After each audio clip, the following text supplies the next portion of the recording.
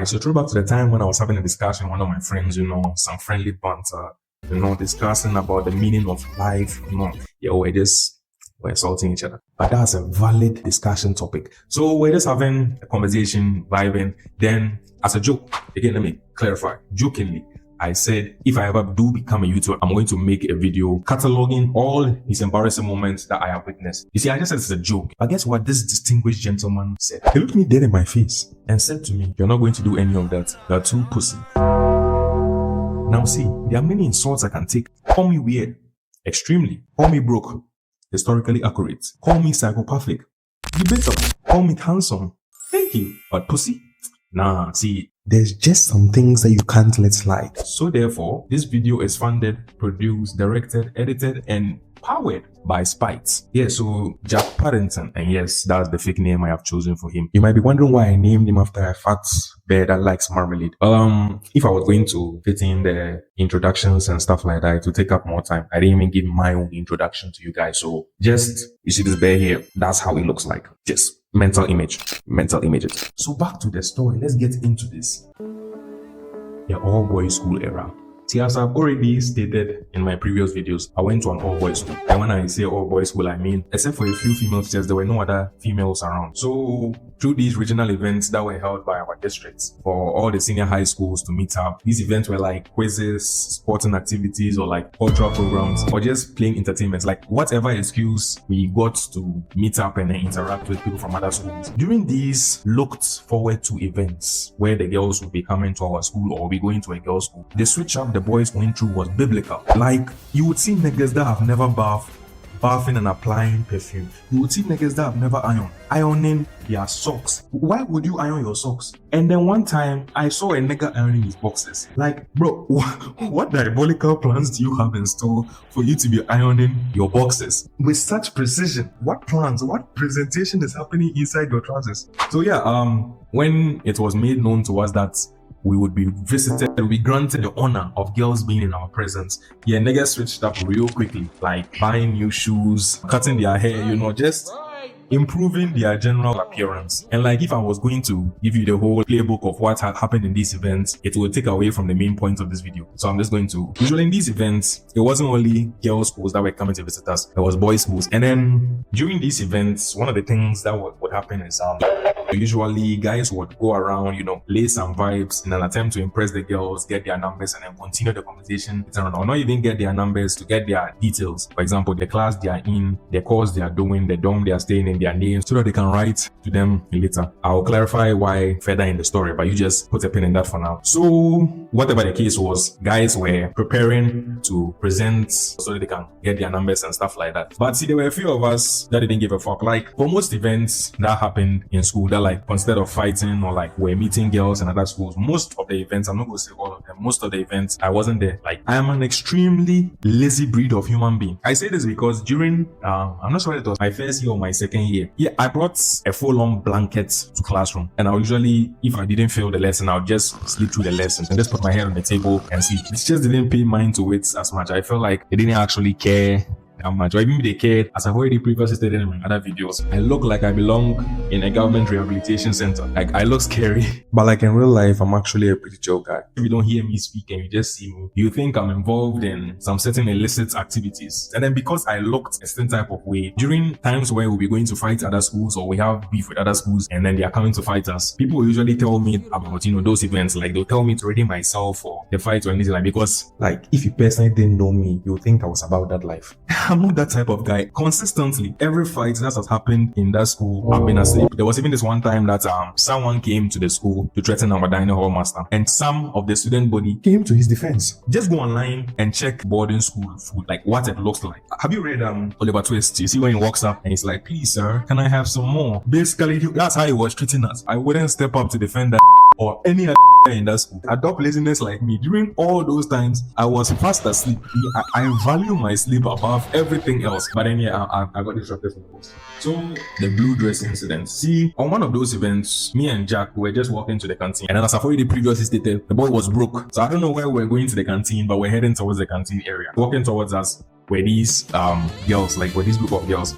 And like we're minding our own business. But for shits and giggles, I thought, why don't I dare Jack to approach them and lay down some vibes? See, I thought he'd refuse and would just walk on by like a normal person would react. Like, these are girls he has never met, he has never spoke to, they don't know us from anywhere. Yeah, I was wrong. I was wrong to think this nigga had a splinter of shame in him. He looked at me and was like, I walked up to the girl and laid this absolutely criminal vibes on the girls.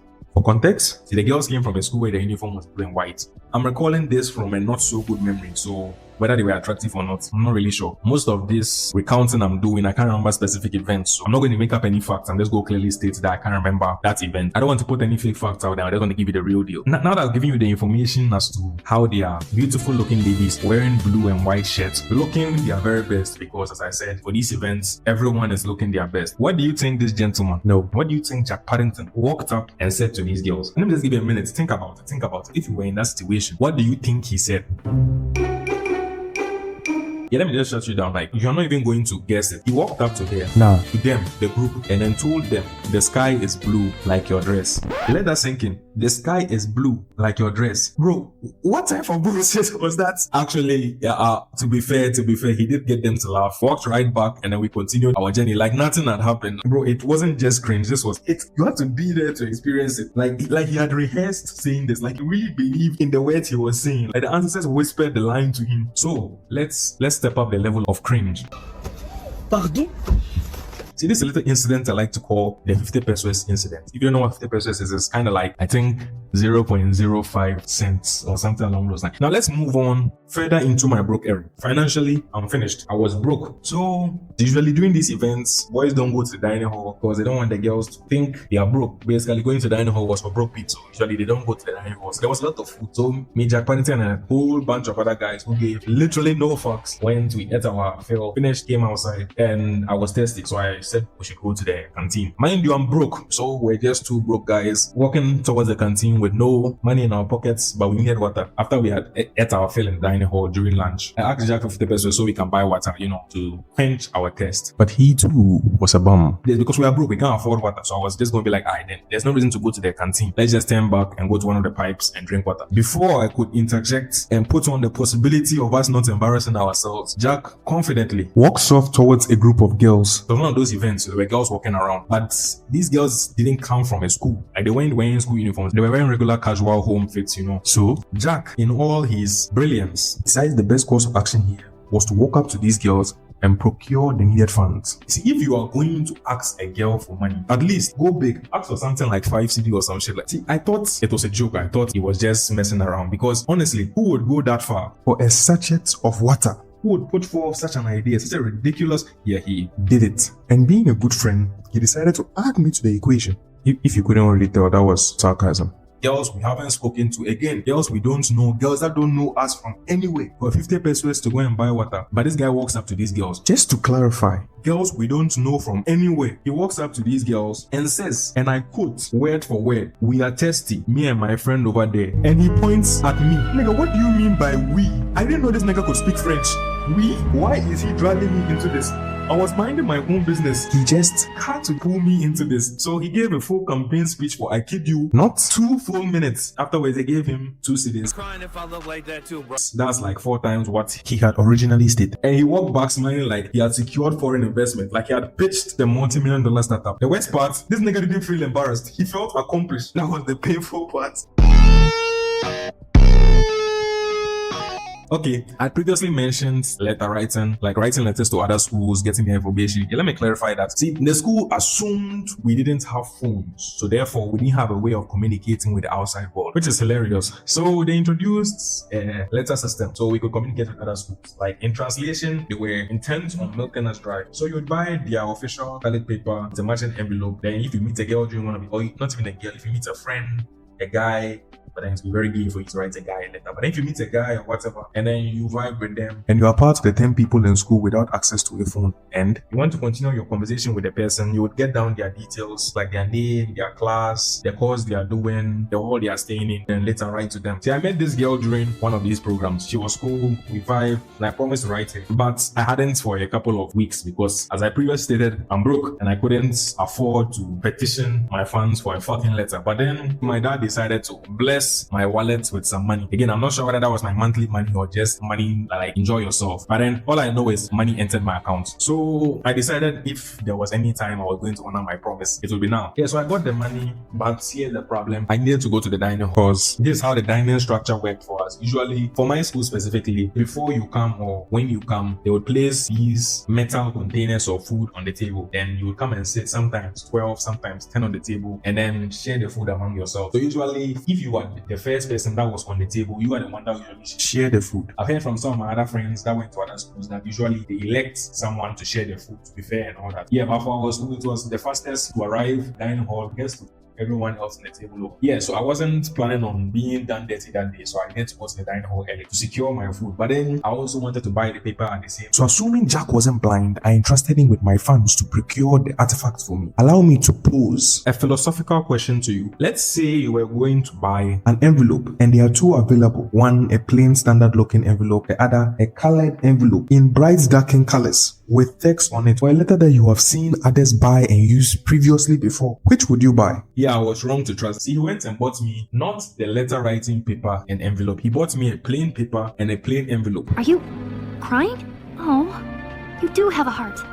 Yeah, that's what poor people have instead of money. The next incident I would want to speak about is the father card incident. See, he lost his dad when he was very young, but this guy uses it like a special move. Like one time, teacher was scolding a group of us. I'm not sure whether we deserved it or not. He said something along the lines of, "You are misbehaving, your fathers will be disappointed in you." And without missing a beat, with no hesitation, Jack says the most diabolical comeback I have heard in my 22 years of life. "You triggered my trap card!" He said, "Sir, my dad is dead, so I don't know whether he's disappointed in me or not." This wasn't sarcasm, this wasn't a got you moment, it was just a clarification. Like in his mind, he was doing the teacher a favor. It was just a correction to him. We got out of a long ass speech and possible punishment because this guy was way too dense. It wasn't witty, he just stated a fact. Now, let's round it off with a more recent incident that I like to call the university bathroom saga. See, I went to a public university, a very big public university, and he went to a private institution. But our universities were fairly close to each other, specifically our hostels. My hostel was like 45 minutes to 1 hour away from his. So I usually went there to eat his food and stuff like that. And he calls me one night around 8:30 p.m. and says I should pull up to his place. And see, that's already odd because neither of us like calling people. So this is already suspicious. More so because he doesn't usually like me coming over. I come and take all the resources. Told me he locked himself in the bath. Like,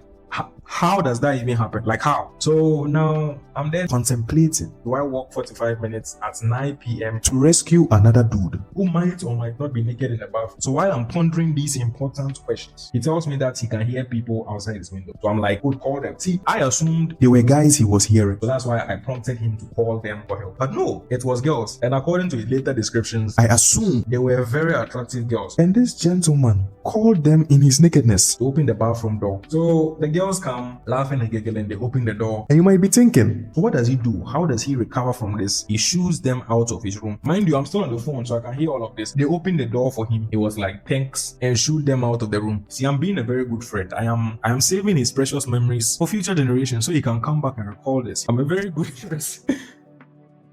Alright. So Jack Paddington, he said I wouldn't do it. I built this shit. Me. Brick by brick. Yeah, so I think I'm done. And if you have made it this far, like why? No, like why are you still here? You have just spent 15 minutes of your life listening to a nigga talk about another nigga. That's very gay. Yeah, but I'm very grateful for you guys for watching this far. If you have watched it this far, thank you very much. And the next video, I know I've been dropping hints about giving you the law of my relationship, specifically the one that's happened when I was in senior high school. So I promise in my next video is going to be about that. I'm going to clarify everything and tell you why I was so broke in senior high school. Trust me, it was very stupid. I was a very stupid child. So, alright, I'll catch you in the next one. I guess that's it. Bye. I thought I was going to say bye. Nah, outro.